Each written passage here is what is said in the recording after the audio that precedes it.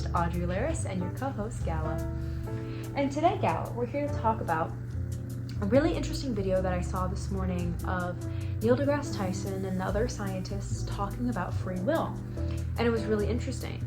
As a physicist, Neil deGrasse Tyson was talking about how free will actually is predetermined, and we don't have our own free will because of how much of life is predetermined through biology and through science, which is his main background. However, the other person was arguing that free will is possible because there are some things that push against the grain. How do you feel about this? No, that's good. But today we're here to analyze why they came to a conclusion and how they did it. Their conclusion ended up being that it was fluid. And this was super interesting to me because they each had their own internal biases. And they went back and forth with their thought from each of their individual perspectives, ultimately coming to a joint conclusion. I think this is an excellent demonstration of constructivism. Constructivism is a learning theory that's based on previous schema. And so everything that you are learning is everything that you are taking in is either based on previous schema, which is called assimilation, and accommodation, which is you gaining new information and forming new schema because of this new information.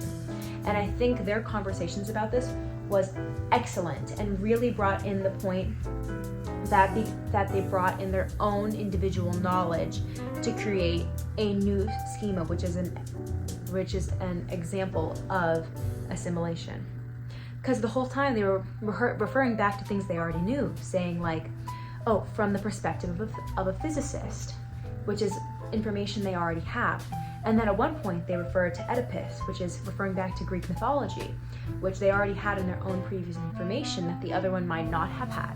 And this joining information and connecting schema to join to a new form of learning. So them basing their new learning based off of each other's old learning, which is a perfect example of constructivism. Hello, and welcome to a quick intermission where Gala gets a break. Diving deeper on constructivism, the media showed an excellent representation of constructivism through perturbation and equilibration. According to Jean Piaget, it is impossible to learn without being perturbed, hence perturbation.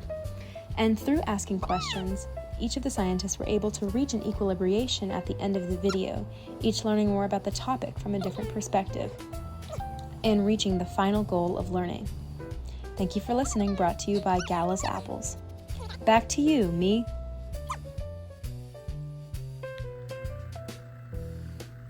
No, yeah, for sure. I 100% agree with that. I think this could also be, she was just saying, that this could be an example of socioculturalism, because socioculturalism also includes active participation, which is what their very conversation was doing. And because of their question asking, each person was actively involved in the conversation, getting their questions asked and answering each other's questions. And as I said before, asking questions like, what would you do if life was predetermined? And they started with their own ZAD example, Neil deGrasse Tyson saying no free will as a history, as a scientist. This is his own personal ZAD. And so because of that, he came in with information and then absorbed information from them as the conversation went on. And because they ended up reaching a conclusion, their conclusion was prompted by each other as an outside force representing the ZPD, and their conclusion is their expansion of their ZAD. And I think this was a really interesting point that Gala brought up here. I think for me, talking about free will is such an interesting conversation, and applying it to our realm of learning is so interesting, because then it begs the question, is free will even possible if everything that we're doing can be analyzed down to why it is happening? And so I argue with their point of fluidity, saying free will doesn't actually exist because we can go so far deep as to say why they are learning something. So everything they are then taking in is based off of their previous learning, which informs their new quote decisions which are predetermined because of their previous schema, going directly into constructivism. And I think, to me, that makes the most sense. Wouldn't you say, Gala? Yeah? No, I agree. That's really good stuff. Oh, well, I don't think the earth is flat, but that's definitely an option. But I don't think that's what we're talking about necessarily. I think it's more about free will.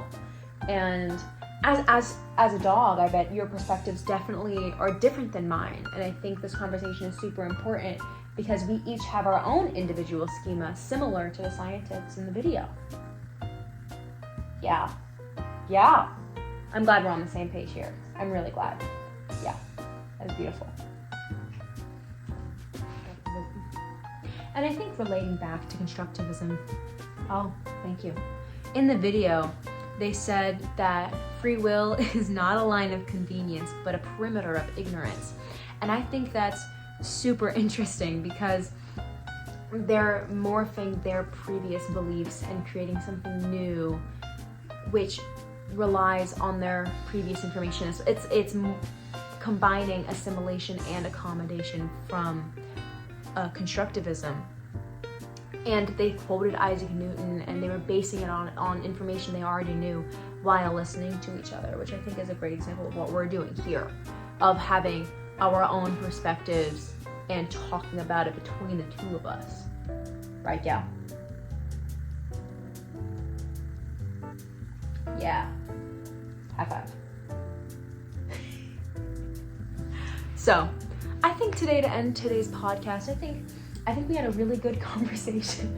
I think we had a really good conversation about constructivism and socialism, or socioculturalism, and how those relate to one another, and how each of us can take their conversation into our own lives, either relating it to free will or viewing learning and conversations through a perspective of culturalism.